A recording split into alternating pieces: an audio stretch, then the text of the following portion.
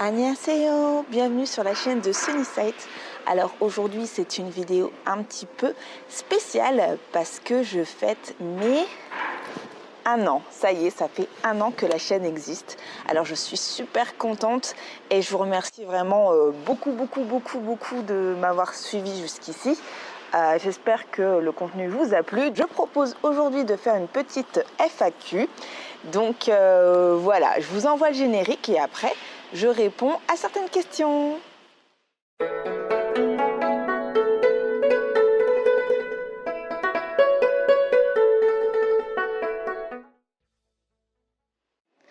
Alors, si je ne me trompe pas, j'ai regardé, on est actuellement 40 abonnés. Alors 40, c'est déjà énorme. Pourquoi je suis si contente, même si on peut se dire « Ah, 40 sur 1 an, c'est pas beaucoup d'abonnés ». En fait, je vais vous expliquer la raison. Quand j'ai créé cette chaîne, même si elle est publique, j'ai décidé de ne pas m'auto-promouvoir. Donc c'est un petit peu contre-productif pour certains. Ils trouvent que c'est plutôt logique de promouvoir son contenu et de le mettre sur toutes les plateformes. Mais en fait, moi, mon but, c'est effectivement de gagner des abonnés, mais j'aimerais me constituer un noyau super fort en fait.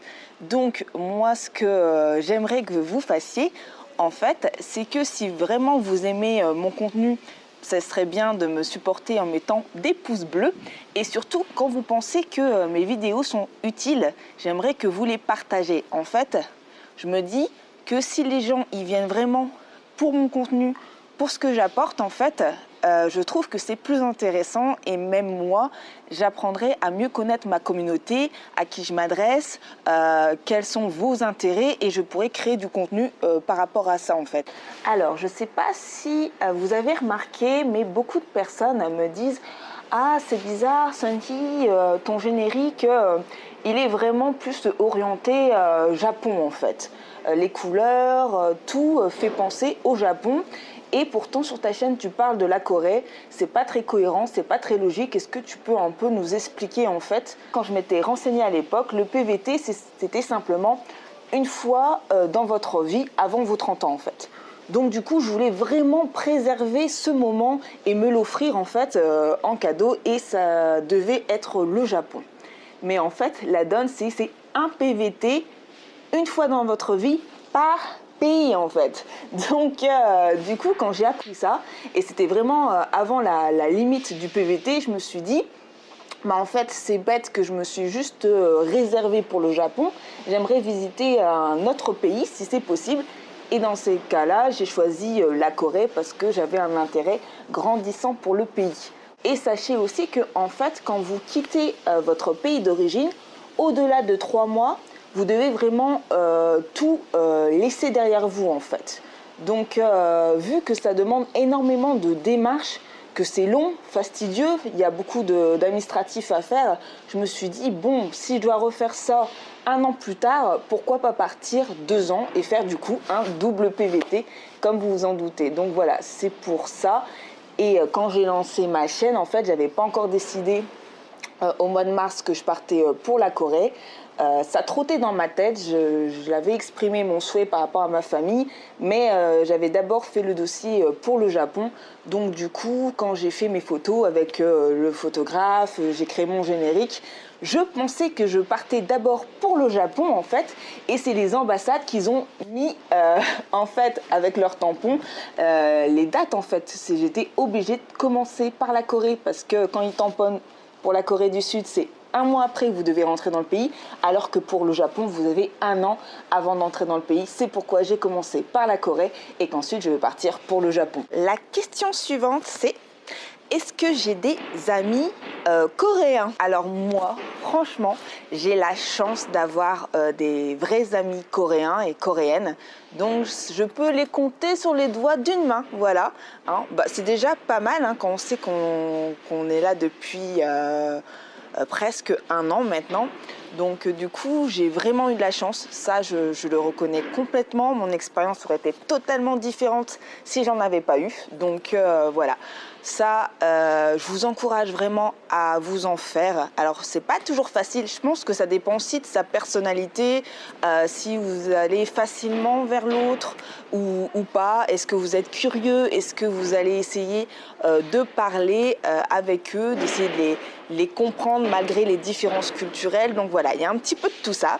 Qu'est-ce qui m'a donné la passion pour la Corée du Sud? Moi, c'est plutôt les dramas historiques et j'aime beaucoup l'histoire en fait, tout ce qui s'est passé parce que pour moi en fait ça fait la richesse d'un pays. Quand on commence à comprendre l'histoire, comment il a été construit, on peut comprendre les pensées modernes en fait. Comment ça se fait que la Corée est telle qu'elle actuellement en fait. Donc voilà, c'est vraiment ça qui m'intéressait. Et puis ensuite, je pense que c'était aussi une méconnaissance complète du pays. En fait, on ne parle pas vraiment de la Corée du Sud, on n'a pas vraiment d'image, que ce soit positive ou négative. Donc du coup, j'avais vraiment envie de faire ma propre idée. Qu'est-ce que la Corée du Sud? Je ne savais rien vraiment du pays et je ne voulais pas avoir un regard, faussé par rapport au film, etc. Parce qu'on sait que c'est romancé, on sait que c'est écrit, que ce n'est pas la réalité. Donc voilà, je voulais faire ma propre expérience. Et donc du coup, bah voilà, c'est vraiment les dramas qui m'ont mis dedans en fait. Hein. Ça fait du coup 5 ans que je suis vraiment intéressée par la Corée du Sud. Une autre question qu'on me pose parfois, c'est quelle est la chose que je pourrais plus me passer en Corée du Sud? Après quelques secondes de réflexion, que la chose dont je pourrais plus me passer, c'est vraiment le concept de café ici. On peut se poser dans un café, on peut commander juste un café et rester tout le temps sur place, il n'y a personne qui va vous dire quelque chose. Ici ferme super tard, vous pouvez trouver des cafés qui jusqu'à 1h ou 2h du matin. Je trouve que le design intérieur est vraiment superbe. Voilà, on peut avoir soit sa petite table, quelquefois on peut avoir sa box aussi pour être un petit peu coupé des autres. Donc si on doit faire un tutoring, voilà, en ligne, etc. C'est super bien, on se pose juste, on se branche et puis... Enfin, franchement, pour moi, c'est the truc où je peux pas m'en passer et ça va me faire tout drôle de plus avoir ça en fait quand je rentrerai en France. Donc voilà, là c'est vraiment un coup de cœur. Donc la question suivante, c'est qu'est-ce qui me manque le plus par rapport à la France? C'est ma famille, voilà. Je vais faire un petit peu dans le sentimental, mais oui, vraiment, c'est ma famille qui me manque, mes amis, voilà, que j'ai laissé derrière. Ce qui me manque aussi, c'est le contact. Alors voilà, je sais que c'est l'Asie, donc je respecte, mais c'est vrai de ne pas pouvoir tenir quelqu'un dans ses bras, de ne pas pouvoir juste faire ne serait-ce que la bise. Voilà, c'est quelque chose d'assez difficile pour quelqu'un comme moi. La deuxième chose qui m'est très difficile en fait, c'est l'accès aux fruits et légumes. Alors ça, c'est vraiment quelque chose qui m'a traumatisée en Corée du Sud. Si vous voulez acheter vos propres légumes, vos propres fruits, c'est hyper cher en fait. Donc du coup, si vous me voyez baver devant une salade composée en Corée du Sud, c'est normal. Hein. Les deux choses à retenir, ma famille, les fruits et les légumes.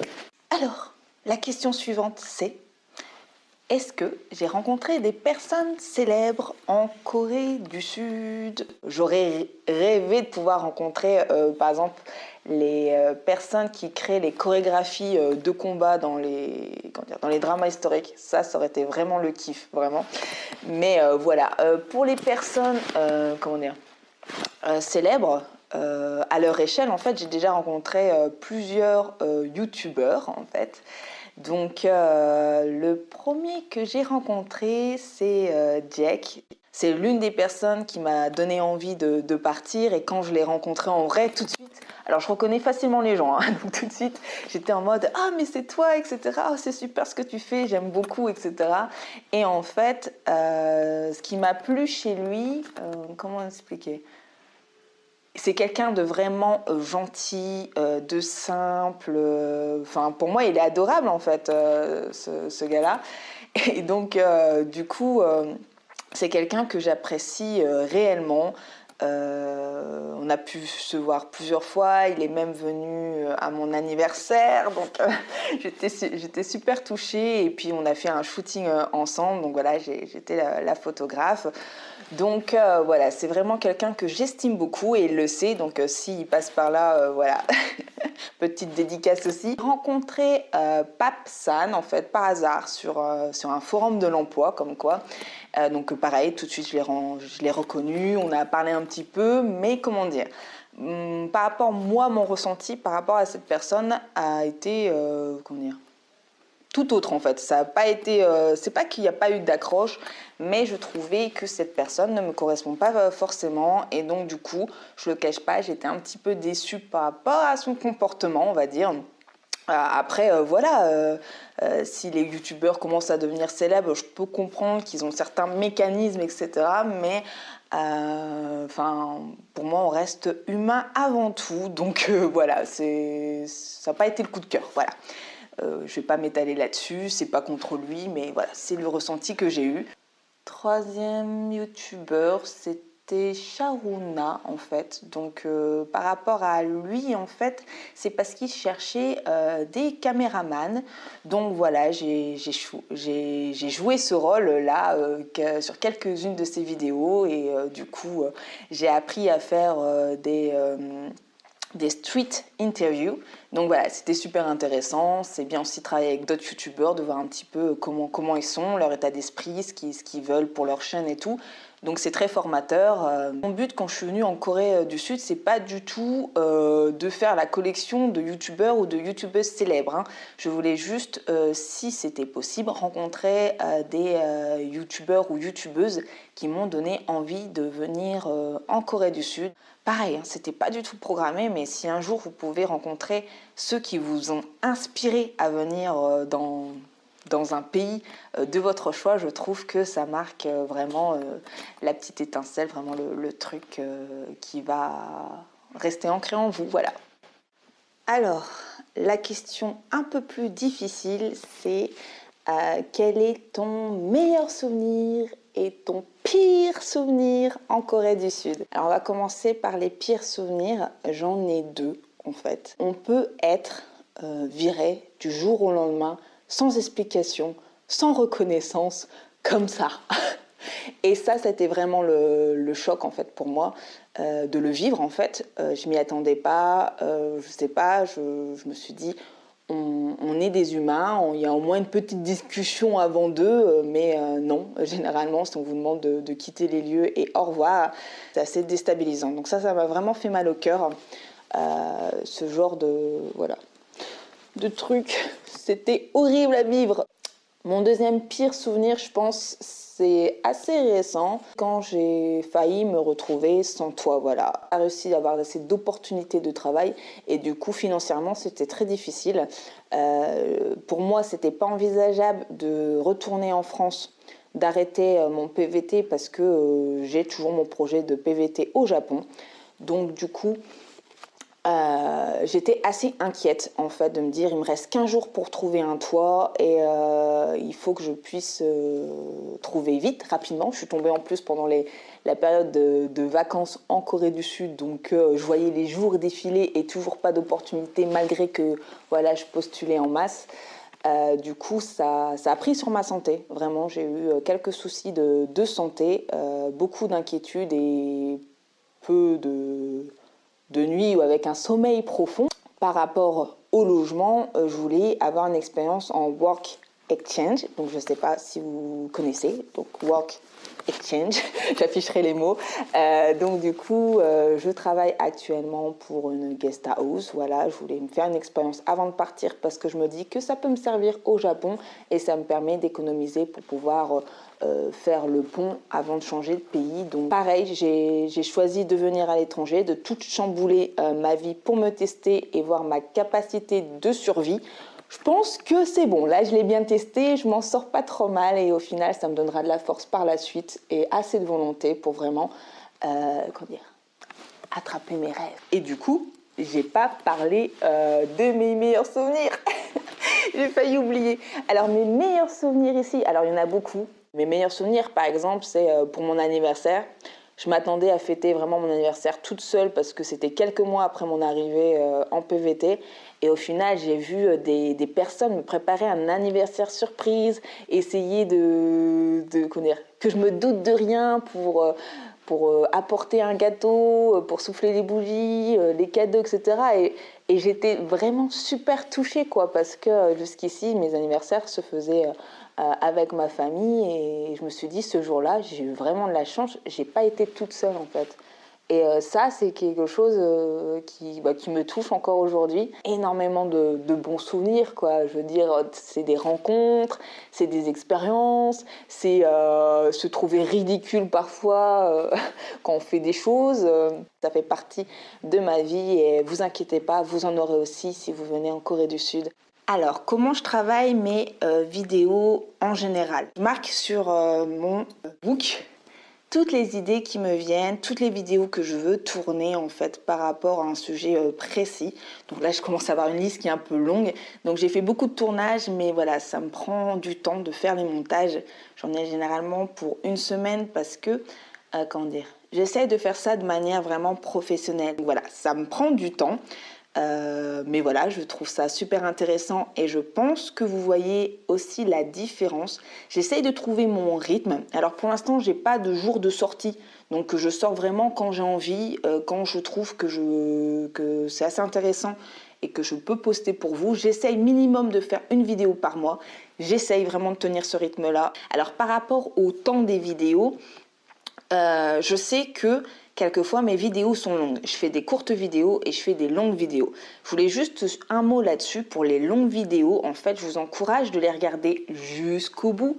Pourquoi? Parce qu'en fait, je devrais peut-être renommer les vidéos, mais c'est vraiment des dossiers complets sur un thème. Si vous voulez des réponses par rapport à quelque chose et gagner du temps dans vos démarches, regardez les vidéos qui font entre 20 et 30 minutes. Vous aurez beaucoup d'informations et je fais en sorte de donner beaucoup d'astuces en fait pour que vous ne tombez pas dans les mêmes pièges ou que ça soit sympa pour vous. Pour les plus courtes vidéos, ça sera plutôt pour vous divertir, pour vous faire partager un moment de vie, ce genre de choses.